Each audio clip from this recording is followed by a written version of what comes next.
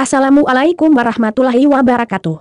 Salam jumpa kembali. Sebelum kita mulai, ada baiknya di-subscribe terlebih dahulu, dan jangan lupa hidupkan lonceng notifikasinya agar selalu mendapatkan update terbaru dari channel kami, dan jangan lupa like dan komennya jika sudah. Mari kita lanjutkan. Bab 453.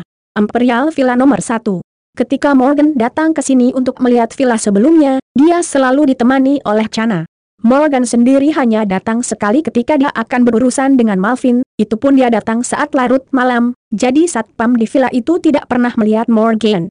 Namun kali ini berbeda, saat ini baru pukul 9 malam lebih, yang merupakan waktu puncak bagi pemilik villa di kompleks ini untuk pulang.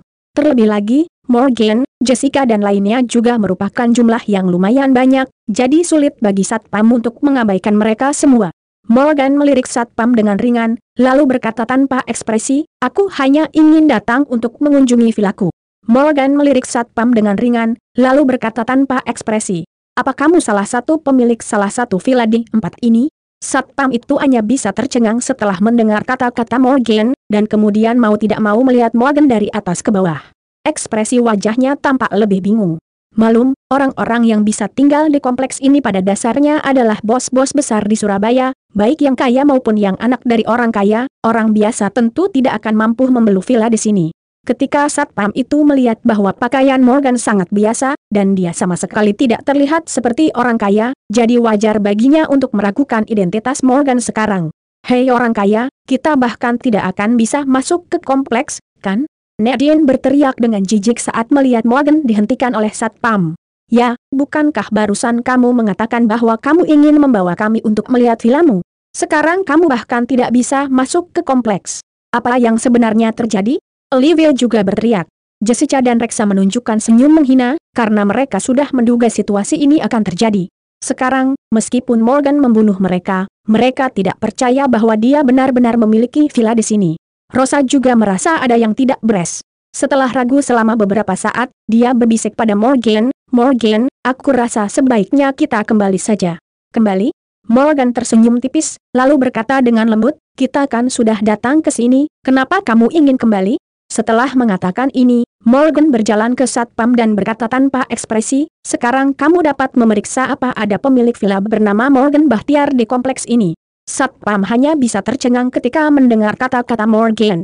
Dia merasa jika Morgan dan orang-orang ini benar-benar ingin menyelinap masuk, mereka tidak akan begitu tenang ketika dia hentikan barusan. Jika mereka punya niat buruk, harusnya mereka langsung ketakutan. Satpam berdiri di sana, ragu-ragu sejenak, lalu menyipitkan mata dan berkata dengan tegas pada Morgan, "Apa kamu benar-benar pemilik villa di kompleks ini? Aku sudah bilang sebelumnya, jika kamu tidak percaya, kamu harus memeriksanya sekarang." Morgan menjawab lagi dengan tenang. "Baiklah, kamu bisa pergi dulu. Aku akan mencari tahu apa ada pemilik villa bernama Morgan Bahtiar di sini. Jika aku tahu nanti kamu berbohong padaku, aku pasti akan menendangmu keluar." Petugas satpam itu khawatir jika Morgan benar-benar pemilik villa di kompleks ini, dan dia menyinggungnya atau bahkan membuat Morgan, selaku pemilik villa, mengeluhkan masalah ini pada atasannya, maka dia justru akan mendapat masalah besar, dan mungkin akan kehilangan pekerjaannya. Oleh sebab itu satpam tersebut setuju untuk melepaskan Morgan terlebih dahulu. Setelah Jessica, Rexa dan lainnya melihat bahwa satpam itu benar-benar membiarkan Morgan masuk, ekspresi wajah mereka mulai sedikit bingung. Semula mereka mengira jika Morgan benar-benar membohongi mereka, maka dia tidak akan boleh masuk. Morgan mengabaikan orang-orang ini dan langsung berjalan masuk ke kompleks. "Aku tidak menyangka bahwa apa yang disebut petugas keamanan di kompleks kelas atas ternyata tidak melakukan pekerjaan dengan baik." Rexa tidak bisa menahan diri untuk menghela napas pelan, dan kemudian mengikuti Morgan ke dalam kompleks. Setelah masuk ke kompleks mereka tidak terlalu memikirkan tentang Morgan yang baru saja dihentikan satpam. Lagi pula, mereka semua merasa bahwa kemampuan Morgan untuk masuk ke kompleks tidak berarti bahwa dia benar-benar pemilik villa di kompleks, juga tidak benar-benar menunjukkan bahwa dia punya villa di sini. Seperti yang dikatakan Rexa, bahkan petugas keamanan di kompleks kelas atas mungkin tidak terlalu ketat menjaga keamanan.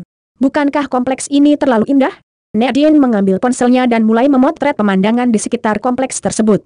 Tata letak villa di Royal Garden Villa ini dirancang seperti sebuah kerajaan kuno, sehingga ketika mereka memasuki kompleks mereka seolah berada di era kerajaan kuno. Nadine dan teman-temannya memang belum pernah ke Royal Garden Villa, sehingga mereka benar-benar dibuat takjub akan keindahan kawasan villa mewah tersebut.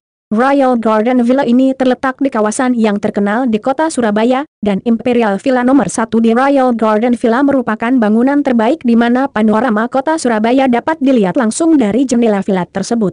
Karena letak geografis dan lingkungan yang indah maka Imperial Villa nomor 1 bahkan dikatakan sebagai bangunan terbaik nomor 1 di seluruh kota Surabaya. Selain itu, desain villa tersebut juga sangat rumit sehingga dalam proses pembangunannya pun membutuhkan banyak biaya dan usaha. Papa Reksa yang sepertinya mengenal Imperial Villa nomor 1 itu, dan barusan menjelaskan pada semua orang. Setelah mendengar apa yang dikatakan Reksa, Morgan sedikit terkejut, karena dia menyadari bahwa hal-hal yang dikatakan Reksa ini adalah hal-hal yang belum pernah dia dengar. Morgan hanya tahu bahwa villanya sangat mahal. Aku tidak menyangka Imperial Villa nomor 1 ini begitu mengagumkan.